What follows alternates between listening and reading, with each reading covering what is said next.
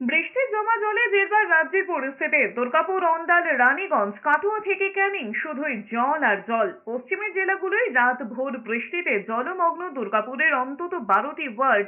একই ছবি অন্ডাল, রানীগঞ্জ, বাঁকুড়া, মেজিয়া, সোনামুখী, বর্ধমানের ভাতার কিংবা দক্ষিণ 24 পরগনার ক্যানিং সাগর। কোথাও রাস্তা ডুবেছে জলে, কোথাও ঘরে জল ঢুকে গৃহবন্দী হয়ে পড়েছেন মানুষজন।